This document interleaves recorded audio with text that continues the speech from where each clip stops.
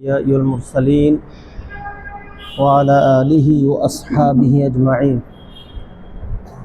أما بعد، أعوذ بالله من الشيطان الرجيم. بسم الله الرحمن الرحيم. ونريد أن نمن على الذين استضعفوا في الأرض ونجعلهم أئمة ونجعلهم الوارثين ونمكن لهم في الأرض ونري فرعون وهامان وجنودهما منهم ما كانوا يحذرون. صدق الله العظيم.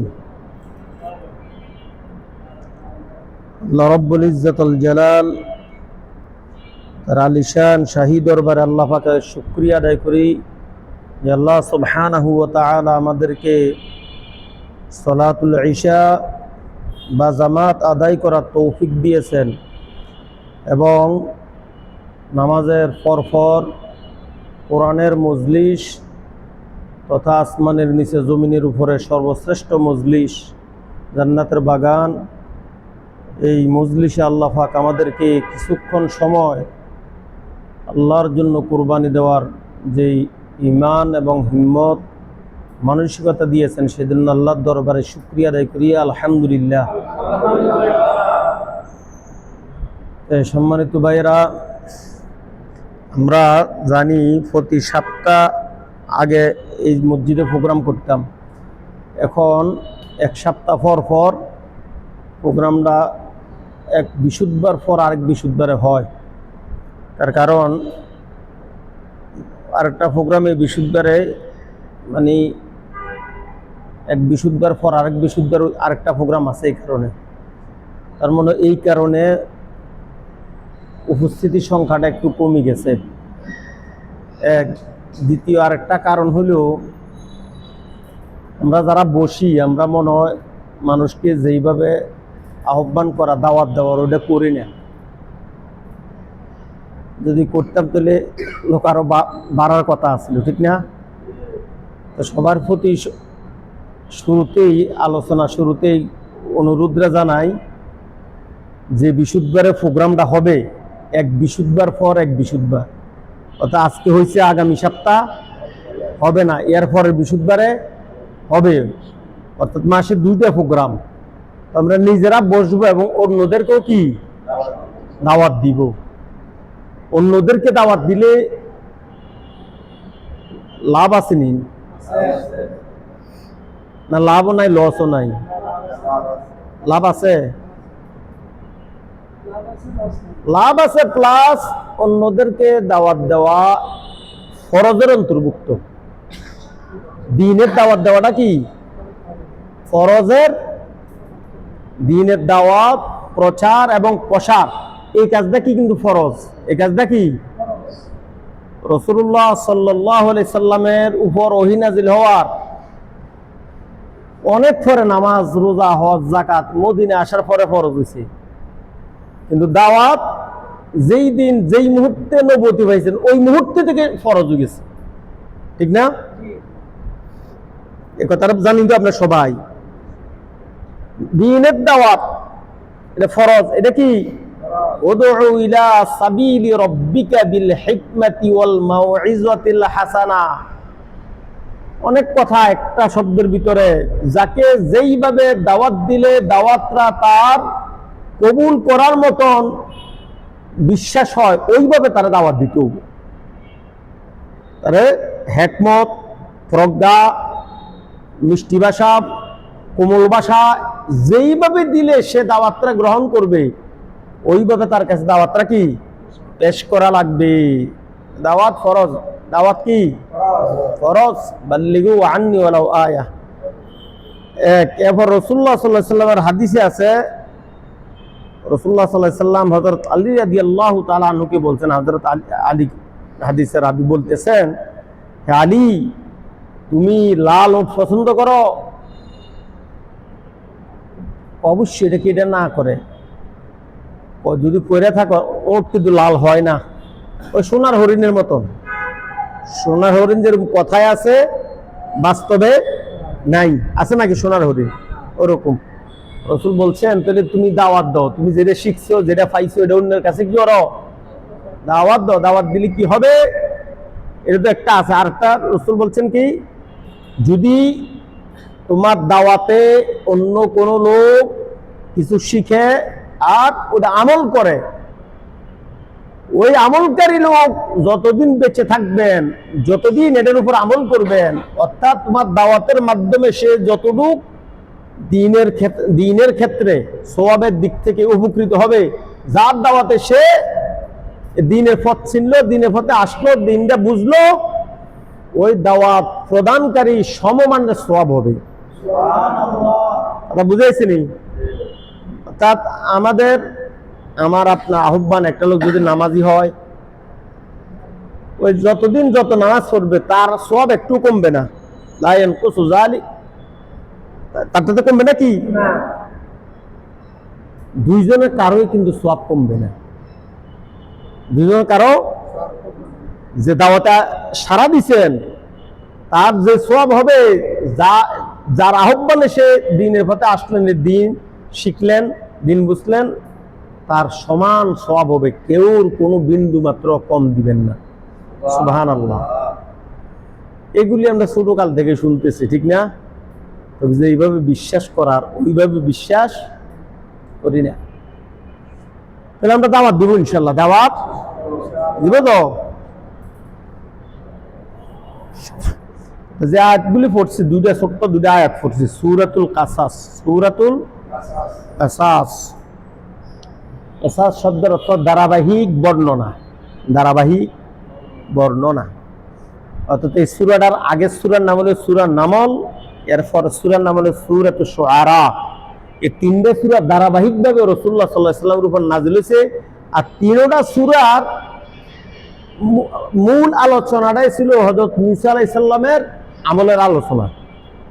মূসা আলাইহিস সালামের আমলের আলোচনা, অর্থাৎ মূসা এবং ফেরাউন। মূসা এবং ফেরাউন।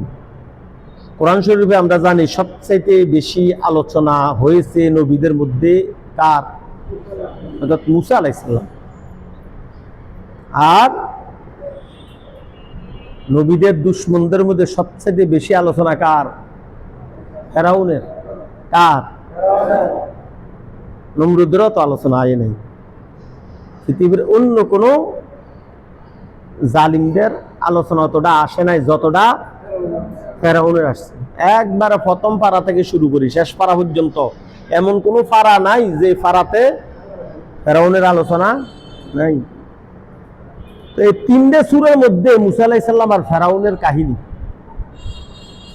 আর মূসা আলাইহিস সালাম এবং ফেরাউনের কাহিনীর আলোচনা বেশি হওয়ার আরেকটা কারণ আছে। একটা কারণ হল দীর্ঘ সময়। একটা কারণ কি? দীর্ঘ সময়ের রাজত্ব, 450 বছরের রাজত্ব ফেরাউনের। কার? ফেরাউনের। সময় যার যত বেশি, ইতিহাস তো তার হিস্টোরি অত বেশি না।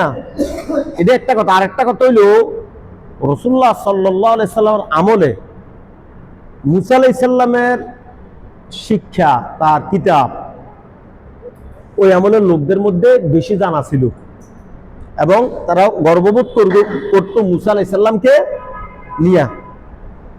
ইহুদি পণ্ডিতেরা এবং মূসা আলাইহিস সালামের এই কাহিনীগুলি তারা জানাও ছিল এবং তারা মূসা আলাইহিস সালামের অনুসারী, ঈসা আলাইহিস সালামের অনুসারী হিসাবে তারা মনে করতো আমরা হকের উপর আছি, আমরা হকের উপর আছি। এই জন্য ওই আমলের লোকদেরকে বুঝাবার জন্য মূসার আমলটাই কি সবচাইতে বেশি প্রযোজ্য ছিল। তারা বুঝাইছেনি, তাদের জানা জিনিস, তোমরা তো জানো এই কথাগুলি। এবং রাসূলুল্লাহ সাল্লাল্লাহু আলাইহি সাল্লাম নিরক্ষর, কোনো পড়ালেখা নাই, ধন সম্পদ জনবলের দিক থেকে একবারে অসহায়, এটা তার দাবি ছিল। আল্লাহ পাক নবী বানাইবেন, একটা নেতা টাইপের লোকের বানাইলেন না কেন? মক্কা অথবা তায়েফ, দুই শহরের একজন নেতারা বানাইতে পারতেন, কাফেরদের দাবি ছিল। আর তুমি নবী হইবা, এতদিন 40 বছর যাবত আমরা কোনো আলামত দেখলাম না, হঠাৎ করে কইলা নবী হইলাম, যে কেমন করি হয়? এটা কাদের এই দাবিটা ছিল? ওই আমলের কাফেরদের এই দাবি ছিল। তো এই সূরার মধ্যে এই কথাটাও আছে, মুহাম্মদ সাল্লাল্লাহু আলাইহি সাল্লামকে 40 বছর যাবত তোমরা দেখতেছো, 40 বছর যাবত পর্যন্ত কি তারে দেখতেছো, তার আমলে আখলাকে চলা চরিত্র সবকিছু দেখতেছো, এরপরও তার নবুয়ত নিয়ে তোমাদের এত প্রশ্ন। তোমরা যেই নবীকে নিয়ে গর্ববোধ করো, হযরত মূসা, সেই নবী আগুনের লেগেছিল তুর পর্বতে, যাইয়া ভাইছে কিতাব, গেছে কিসের লাই? হযরত মূসা তুর পর্বতে গেছেন কিসের জন্য? আগুন না? ইজরা নারান, যখন মূসা আলাইহিস সালাম দেখলেন আগুন, মূসা আলাইহিস সালাম কি দেখলেন? আগুন। হযরত শুআয়ব আলাইহিস সালামের বাড়ি থেকে বিবি বাল বাচ্চা লই ফেরত আসতেছেন, রাতের অন্ধকার, কিচ্ছু দেখতেছেন না, এত অন্ধকার। তখন অন্ধকার থেকে রাস্তা দেখার জন্য, আলোর জন্য মূসা আলাইহিস সালাম দূরের থেকে দেখছে, তুর পর্বতে কি দেখছে? ফালাম্মা রাআ ইজরা নারান ফাকালা লিআহলিহিম কুতু ইন্নী আনাস্তু নার। তার আহল ছিল লগে, পরিবার পরিজন, মূসা আলাইহিস সালামের পরিবার পরিজন ছিল। তোমরা এখানে অবস্থান করো, তোমরা এখানে কি করো? আহলিহিম কুসু ইন্নী আনাস্তু নারা, ও আমার আহাল, তোমরা এখানে থাকো, আমি একটু আগুন নিয়ে আসি। আমি একটু কি করি? লাআল্লি আতিকুম মিন্হা বিকাবাসিন আও আজিদু আলান নারি হুদা। এই আগুন দিয়ে আমরা রাত চলতে পারবো। আগুনের সাহায্যে কি? টর্চলাইট, টর্চলাইটের মতন কি এটা ব্যবহার করো। ওই আল্লাহ পাক বলতেছেন, মূসা রাতের অন্ধকারে চলার পথে কিছু দেখে না, গেছে আগুনের জন্য, ওই জায়গায় সে নবুয়তি পাইছে। ওটার থেকে 40 বছরের পুরানা লোকটা নবী হয়েছে, এটা তোমাদের কাছে আশ্চর্য লাগে? আল্লাহ পাকের প্রশ্ন। তোমরা যে নবীর নিয়ে গর্ববোধ করো, ওই নবী তো রাতের অন্ধকারে আগুনের লেগেছে, পাহাড়ে আগুনের লেগেছে কি? অর্থাৎ শুআয়ব আলাইহিস সালামের দেশ থেকে যখন আসতেছেন, আসার পথে অন্ধকার, রাত হয়ে গেছে, দিন শেষ, রাত হয়েছে, পাহাড়ের কাছাকাছি, তুর পাহাড়ের কাছাকাছি, দূরের থেকে আগুন দেখছেন মূসা আলাইহিস সালাম। দেখি বলছে আমি একটু আগুন নিয়ে আসি, কিচ্ছু দেখা যায় না, নিজের শরীর নিজে দেখতেছে না, নিজে নিজে দেখতেছে না, যাবে কিভাবে? আল্লাহর কুদরত, এটা আল্লাহ পাকের কি কুদরত, এটা না হলে সে আগুন তো আইবে না, ঠিক না? একটার জন্য একটা। তখন মূসা আলাইহিস সালাম যখন আগুনের জন্য গেলেন, তখন আগুন থেকে কি আওয়াজ আসলো?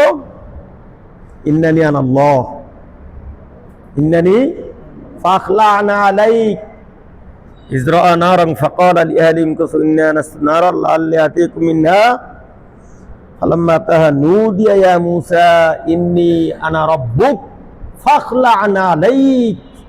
পাহাড়ের একবার পাদদেশে গেছেন, আল্লাহ পাক বলতেছেন ইন্নানি আনাল্লাহ, হে মূসা আমি আল্লাহ, আমি আল্লাহ। ফাখলা'না আলাইক, জুতা খুলি এলাম, জুতা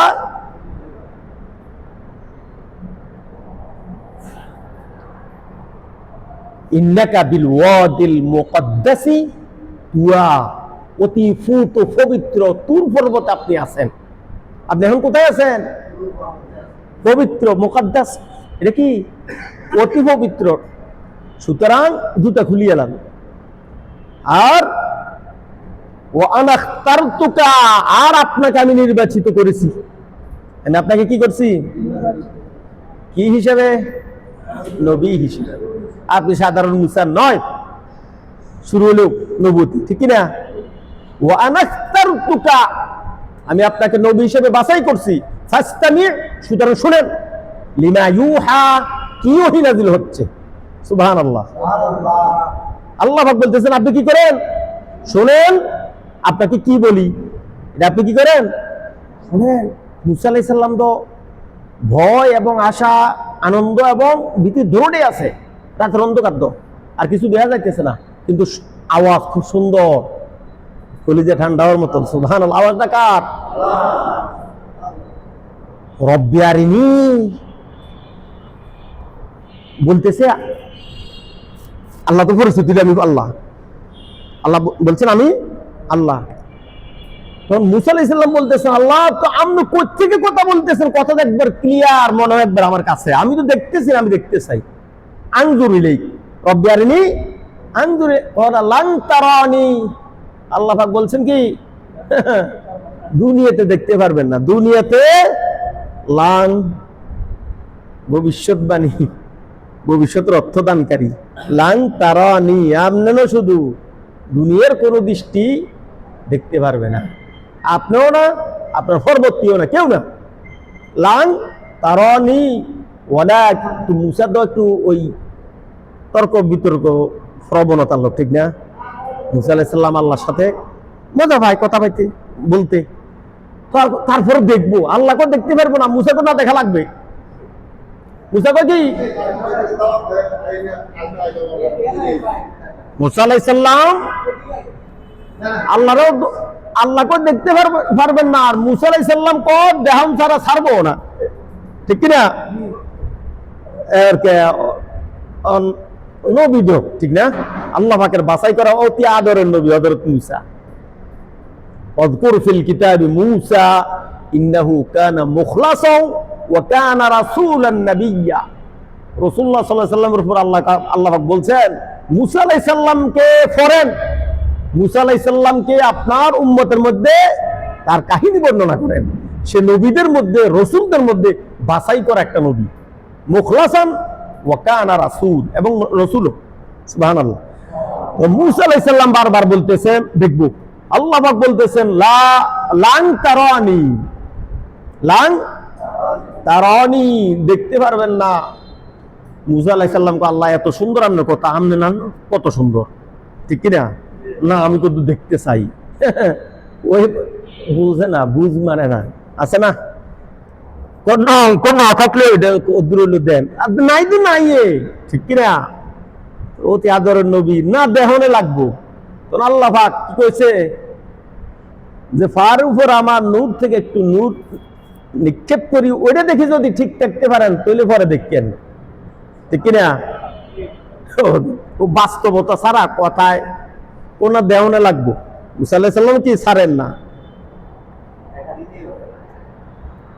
ওয়ালাকিন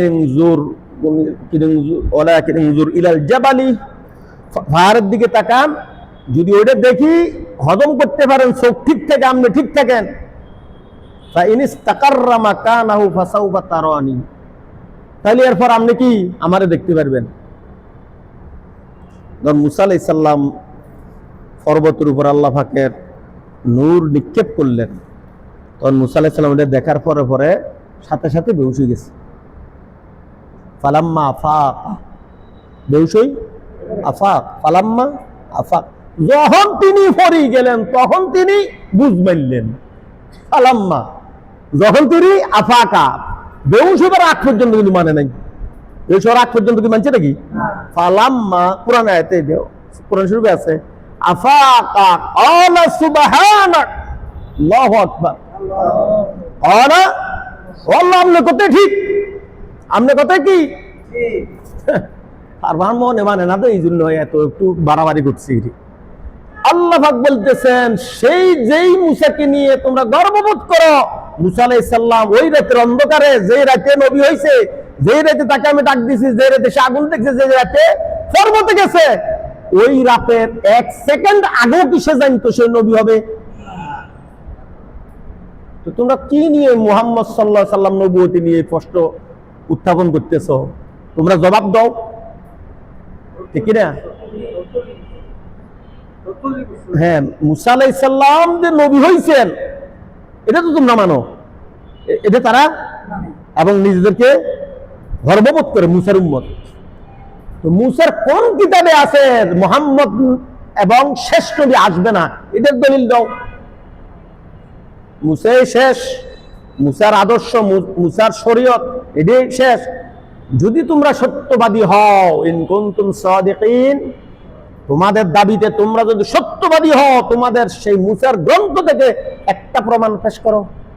পারছে না, পারে নাই। এইগুলি এই 3টে সূরার মধ্যে এই আলোচনাগুলি বেশি আসছে। এই আলোচনাগুলি কি? মুসা এবং ফেরাউন ওই জাতিকে বুঝাবার জন্য। কোন জাতি? মক্কাবাসী, তৎকালীন আরববাসীদেরকে। কারণ তৎকালীন আরববাসীরা মুসা এবং ঈসার শরীয়তের অনুসারী ছিলেন, এই দুই নবীর অনুসারী কি তারা ছিলেন। তখন এই এই আশ্চর্য জিনিসটা তাদেরকে বুঝাই দিলেন। এটা আশ্চর্য হওয়ার বিষয় না। মুহাম্মদ সাল্লাল্লাহু আলাইহি সাল্লাম যে নবী আর মুসা আলাইহিস সালাম যে নবী, দপ্তর একটা থেকেই তারা রেসালাত হয়েছে। একই জায়গা থেকে কি নাকি ভিন্ন কোনো জায়গা থেকে? যে আল্লাহ মুসাকে নবী পাঠাইছেন বানাই, সে আল্লাহ মুহাম্মদকে নবী বানাই পাঠাইছেন, সে আল্লাহ মুহাম্মদকে নবী দিয়েছেন। আর মুহাম্মদের উপর যে শরীয়ত, যে কিতাব, এই কিতাবে তোমাদের কিতাবের সমস্ত এলিমেন্টের মধ্যে আছে। তাওরাতের শুধু তাওরাত নয়, আদম থেকে নিয়ে যত কিতাব পৃথিবীতে আমি পাঠাইছি সমস্ত কিতাবের এলেম এদের মধ্যে। সুবহানাল্লাহ। ওয়া ইন্নাহু লাফি যুবুরিল আউয়ালিন। আউয়ালিন মানে কি? মুহাম্মদ সাল্লাল্লাহু আলাইহি সাল্লাম থেকে নিয়ে আগে যত আছে, আগেকার যত এলেম আছে সমস্ত এলেম লাফি যুবুরিল আউ লাহু, এদের মধ্যে। কোরআনের মধ্যে কি সমস্ত নবীদের শরীয়তের যা ছিল, সমস্ত নবীদের উপর যে কিতাব নাযিল করছি, ওই এলেম তো এই কিতাবেই আছে। তো কি এটা প্রমাণ করে না মুহাম্মদ সাল্লাল্লাহু আলাইহি সাল্লাম নবী? অবশ্যই প্রমাণ। এই আল্লাহ পাক যুক্তি দিতেন। আল্লাহ পাক ওই ফেরেশতা পাঠাই আযাব গজব দিয়ে তোড়া চাবি ধরি চাপের মুখে ঈমান আনতে বাধ্য করে নেই, করছে নাকি? আল্লাহ বুঝাইছেন, কিতাব নাযিল করেছেন, তাওহীদ, রিসালাত, আখিরাত দিয়ে। এই 13 বছর জিন্দেগি রাসূলুল্লাহ সাল্লাল্লাহু আলাইহি সাল্লাম শুধু এই তিনটে বিষয়ের উপর দাওয়াত দিয়েছে। তিনটে বিষয় কি? তাওহীদ, রিসালাত, আখিরাত। তাওহীদ একত্ববাদ, রিসালাত, তাওহীদ, তিনটা জিনিসে তাদের কাছে ভেজাল ছিল। তিনটা জিনিস কি? এরা আল্লাহরে মানতো কিন্তু এক হিসাবে মানত না। আল্লাহকে মানতেন, মক্কাবাসী আল্লাহর মানতেন না। কোরআন শরীফে অসংখ্য আয়াত আছে যে কে তোমাদেরকে সৃষ্টি করছে, কে জমিন সৃষ্টি করছে, কে আসমান সৃষ্টি করছে, কে বৃষ্টি দেয়, কে রিজিকের ব্যবস্থা করে। এই কথাগুলি আল্লাহ বিভিন্ন জায়গায়, কে আসমান সৃষ্টি করছে, কে জমিন সৃষ্টি করছে। তারা জবাব কি ছিল? অবশ্যই অবশ্যই আল্লাহ সৃষ্টি করছে। কে করছে? আল্লাহ। এর ঈমান ছিল। কিন্তু আল্লাহর সাথে তারা আরো 360টা মূর্তি শরীক করতেন। আরো 360টার কি করতেন? শরীক করতেন। যে আল্লাহ একজন, এটা ঠিক, আর বাকিগুলি হলো কি? সহযোগী। বাকিরা কি? সহযোগী। আর এদের মাধ্যমে আমরা আল্লাহর নৈকট্য হাসিল করতে চাই, আল্লাহর কাছাকাছি যাইতে চাই। আমাদের উদ্দেশ্য কিন্তু আল্লাহ। আমাদের উদ্দেশ্য কি? মা না'বুদুহুম ইল্লা, আমরা এই সমস্ত মূর্তিদের পূজা করি না, ইল্লা শুধুমাত্র করি। কেন করি? লিয়াকুররিবুনা ইলাল্লাহ। এই মূর্তিগুলি আমাদেরকে আসল রবের কাছে নিয়ে যাবে। এই মূর্তিগুলি কি করবে? আসল রবের কাছে নিয়ে যাবে। লিয়াকুররিবুনা যুলফা, আমাদের নৈকট্য হাসিল করার জন্য আমরা এদেরকে মাধ্যম হিসেবে গ্রহণ করছি। এদেরকে কি হিসেবে গ্রহণ করছি? এগুলি তাদের তখনকার দাবি ছিল। আল্লাহ এগুলি পাল্টা জবাব দিয়ে বুঝাইছেন। এখন কিন্তু ওই মূর্তির পূজারি নাই, কিন্তু জিন্দা মানুষের অথবা মুর্দা মানুষের পূজা কিন্তু আমরা এইভাবে করি অনেকেই, ঠিক না? অথচ ঈমান শেষ হয়ে যায়, শিরিক করে। শিরিক কি হয়? এটা শিরিক। ওই মক্কাবাসীর দাবি আর এই আমলের কিছু মানুষের এই মাজার পূজা কোন আর ফির পূজা কোন আমাদের ওইটা সেজদা, এহতেরাম, শ্রদ্ধা, ভক্তির সেজদা করি। মানুষের সেজদা করে, মানুষ করে না? নাউযুবিল্লাহ। এদের মধ্যে ওদের মধ্যে কোনো পার্থক্য নাই। কি নাই? কোনো পার্থক্য নেই। আল্লাহ পাক এই কথাগুলি বুঝাইছেন যে ওই মুহাম্মদ, ওই মুসা দুইটা দিক বুঝাইছেন। একটা হলো মুসলমানদেরকে, আর একটা হলো কি? অমুসলিমদেরকে। একদিকে কি এই আয়াত দুটোর মধ্যে মুসলমানদের শিক্ষাটাই বেশি, কিন্তু এই 3 সূরার মূল বিষয় হলো অমুসলিমদেরকে বুঝানো। এই 2 আয়াতের অর্থটা বললে আমরা বুঝিয়ে নেবেন। মুসলমান এবং মুহাম্মদ সাল্লাল্লাহু আলাইহি সাল্লাম সহ সমস্ত ইমানদারদের বিশাল এক শিক্ষা। সেটা কি? যে 450 বছরের রাজত্বের রাজা ফেরাউন, মুসা আলাইহিস সালামকে এবং তার দল বল সকলকে হত্যা করার সিদ্ধান্ত নিছে, দুনিয়া থেকে মিটিয়ে দিবে মুসা এবং তার অনুসারীদেরকে। কে সিদ্ধান্ত নিছে? ফেরাউন। মুসা এবং মুসার অনুসারীদেরকে।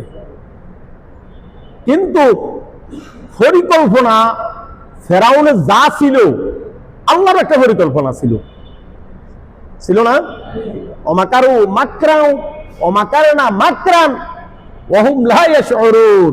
জালিমেরা সিদ্ধান্ত নেয়, কিন্তু তার পাল্টা একটা সিদ্ধান্ত আমি নেই। ওয়াহুম লা ইয়াশউরুন, আমার সিদ্ধান্তের ব্যাপারে তারা একবারে বেখেয়াল। তারা কি? আমার সিদ্ধান্তের ব্যাপারে তাদের কি নাই? কোনো খেয়ালে নাই, এই ব্যাপারে তাদের কোনো ধারণাই কি নাই, তাদের নাই। আল্লাহ পাক বলতেছেন, এই আজকে যারা আপনাকে এবং আপনার অনুসারী সামান্য কিছু লোক এদেরকে দুনিয়া থেকে মিটিয়ে দিবে, শেষ করে দিবে, এই সিদ্ধান্ত নিছে। এই সিদ্ধান্ত দারুল নাদওয়া মক্কার একটা প্রোগ্রাম শেষ করি, আমি ফোন দিব। মক্কাবাসীরও একটা সিদ্ধান্ত নিছে, মুহাম্মদ সাল্লাল্লাহু আলাইহি সাল্লামকে শেষ করে দিবে। মুহাম্মদ সাল্লাল্লাহু আলাইহি সাল্লামকে কি করবে? শেষ করে দিবে। আর এই সূরার মধ্যে মুসা এবং মুসার অনুসারীদেরকে শেষ করার সিদ্ধান্ত কে নিছিল? ফেরাউন। কিন্তু উল্টা তাদেরকে আল্লাহ পাক শেষ করে দিয়েছেন। কথা বুঝাইছে তো?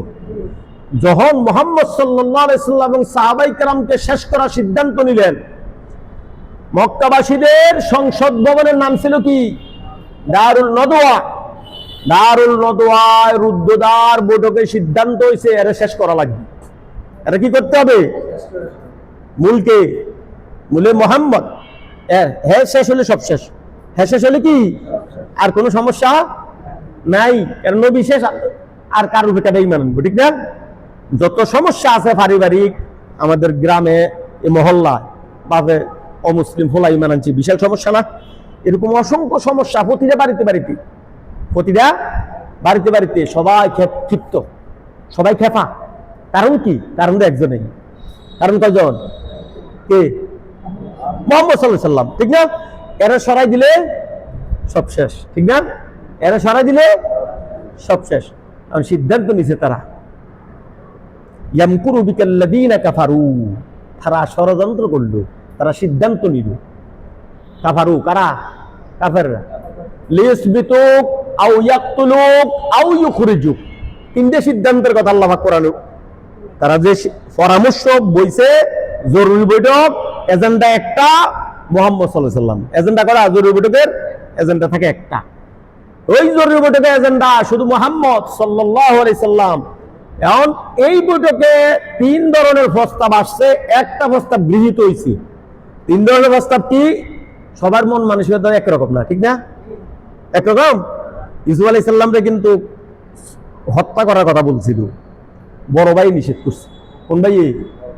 বড়টা কোন? না, হত্যা করো না, এক কাজ করে একটা নির্জন এলাকা ফালাই দিয়ে আসি, কোনো বণিক দল অথবা মুসাফির দল এরা নিয়ে যাবে, আর ফালাই দিয়ে এসে আমরা পরে ভালো হয়ে যাবো, তওবা টবা করি, ইস্তেগফার করে কি করবো, আমরা ভালো হয়ে যাবো। সূরা ইউসুফে আছে। কিন্তু কেউ কেউ হত্যার কথা বলছে। বড় ভাই বলছে লা তাকতুলু, হত্যা করো না।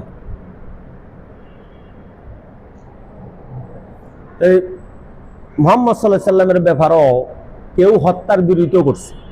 কেউ বলছে তারা কি করো, একেবারে মরণ পর্যন্ত জেলে ঢুকে দাও, লিয়াসবিতু, কি করো, জেলে আবদ্ধ করে দাও। এটা প্রস্তাব দিছে, আলোচনা পর্যালোচনা পরে গৃহীত হয় একটা সিদ্ধান্ত, ঠিক না? পরবর্তীতে কেউ কেউ বলছে এরা জেলবন্দি করি তো লাভ নাই, যে জেলে রাখবেন ওই জেলে দাওয়াত দিয়া জেলার টেলা যা আছে ওইখানকার অপরাধী তো যারা চোর ডাকাত থাকে এগুলি, আর জেলে পুলিশ টুলিশ কর্তৃপক্ষ থাকে না, ওইটি সব মুসলমান বানাইলে দাওয়াত দিই। কারণ তখন একবার ফ্রি থাকবো, 24 ঘন্টায় কাজে করবো, ঠিক না? তখন জেল ভাঙ্গে আবার হিতে বিফ্রি দিব, কি হইব? হিতে বিফ্রি দেবো না, এটাও করা যায়। তাহলে এই প্রস্তাব এটা বাদ, এটা গৃহীত হয় নাই।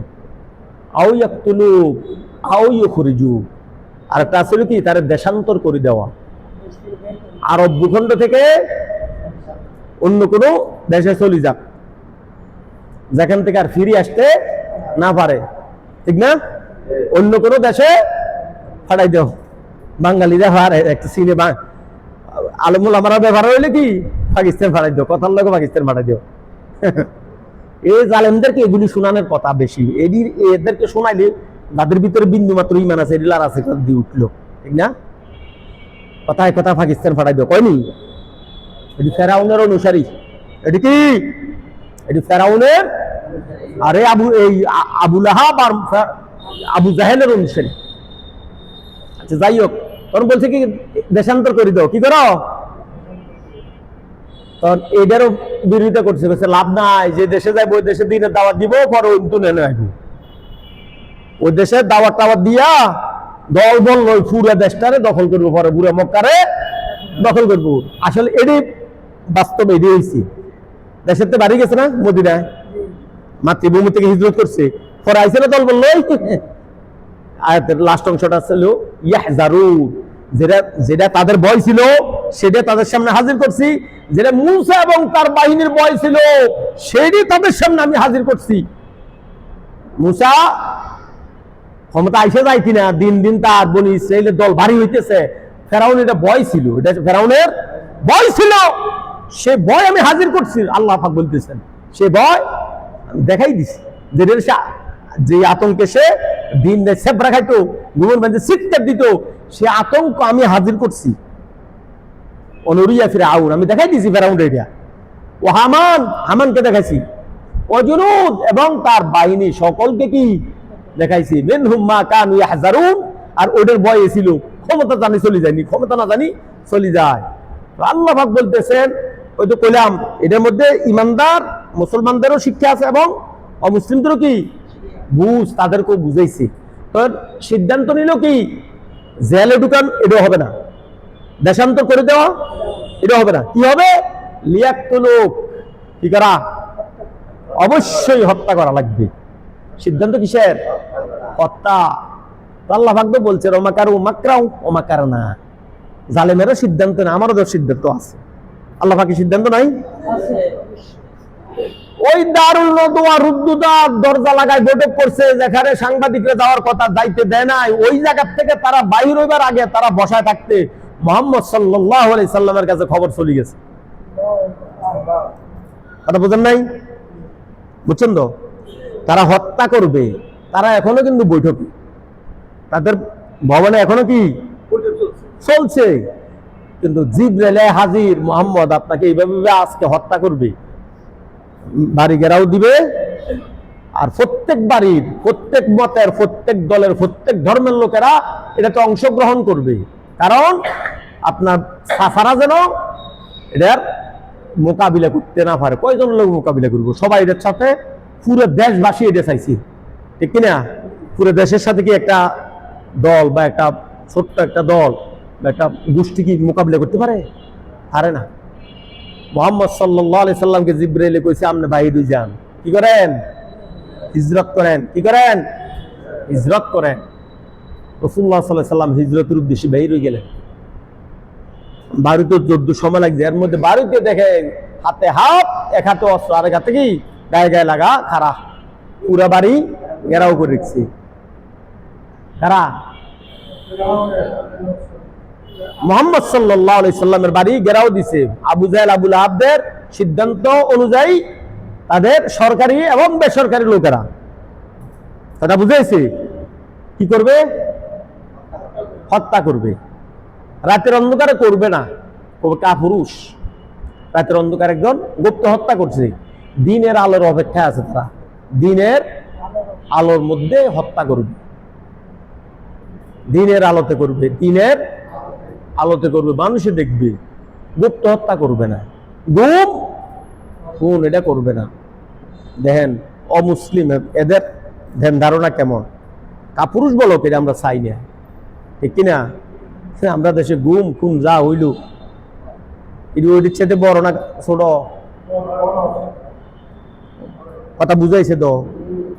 এরা তো দিনের আলোর জন্য অপেক্ষা করছে, বলছে না রাতের অন্ধকারে করবো না, সকালবেলা করবো।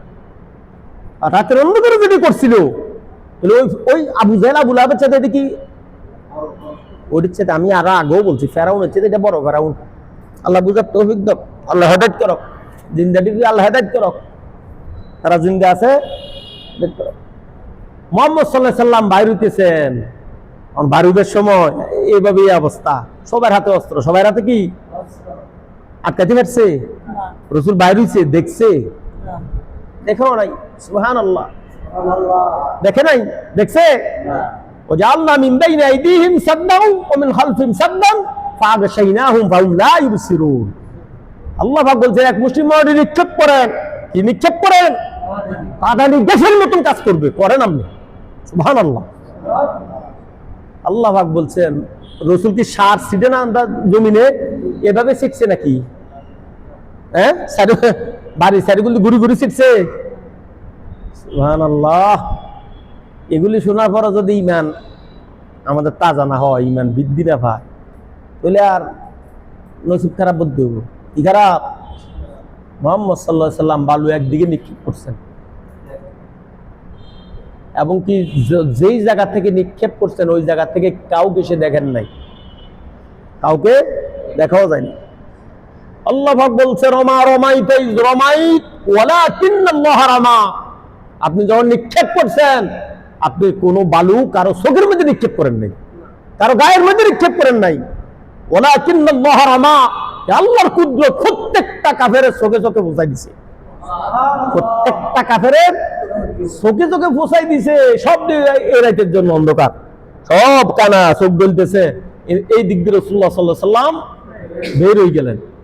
বের হয়ে হেরাম শরীফ বের হওয়ার রাসূল বাড়ি আর হেরাম কেন না? রাসূলুল্লাহ সাল্লাল্লাহু আলাইহি সাল্লাম এই জায়গায় খাড়াইতেছে, খাড়াই কানতেছেন, চোখের পানি পড়তেছে, সঙ্গে আবু বকর আছে, আবু বকর বাদ গেছে আইছে।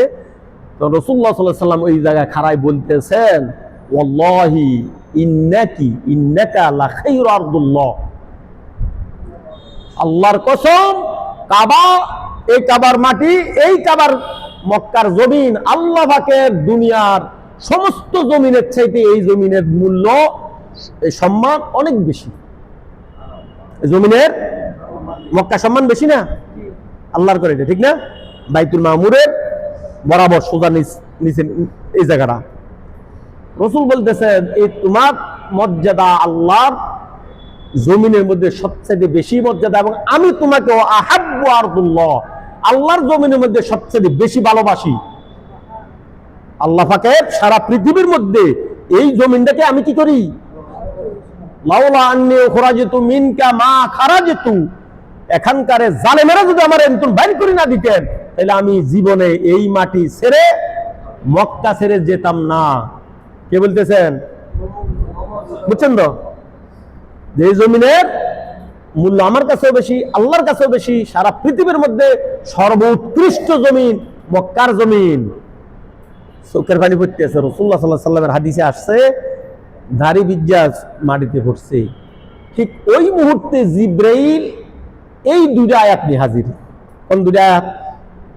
যেটা তেলাওয়াত করলাম, অনুরিদু আন নামুন্না আলাল্লাযীনা ইসতুদঈফু ফিল আরদ ওয়া নাজআলাহুম আইম্মা ওয়া নাজআলাহুমুল ওয়ারিসিন।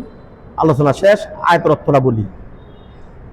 আল্লাহ পাক বলতেছেন যে জিবরাইল রাসূলুল্লাহ সাল্লাল্লাহু আলাইহি সাল্লামকে এই আয়াতগুলি শোনাইতেছে আর বলতেছে রাসূল আপনি কান্না বন্ধ করেন, চোখের পানি মুছে ফেলে।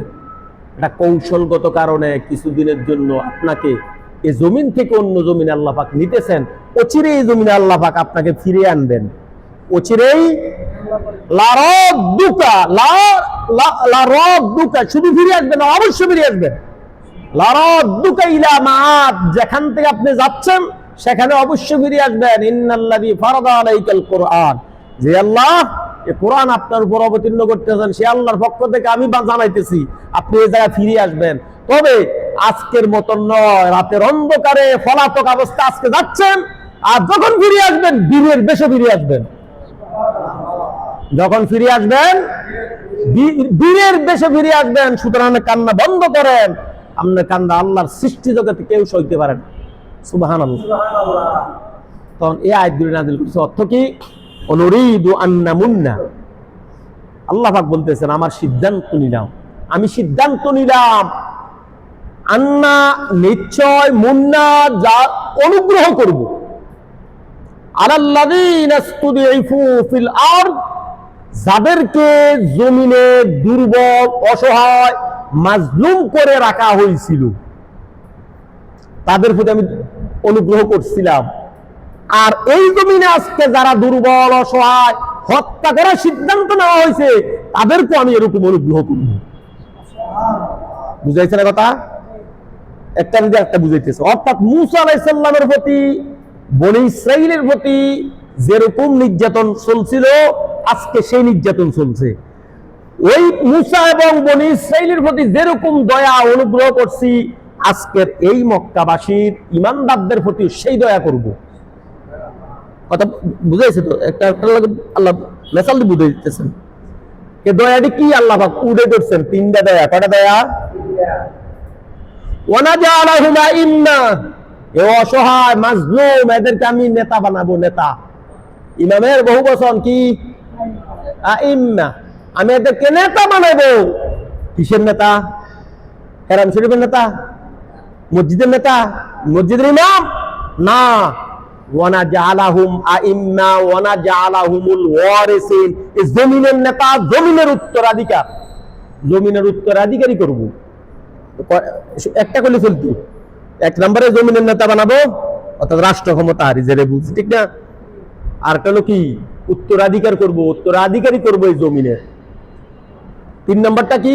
ওয়ানুমাক্কিনা লাহুম ফিল আরদ, আর এই জমিনের নেতৃত্ব তাদেরকে দান করব। কথা বুঝাইছিনি?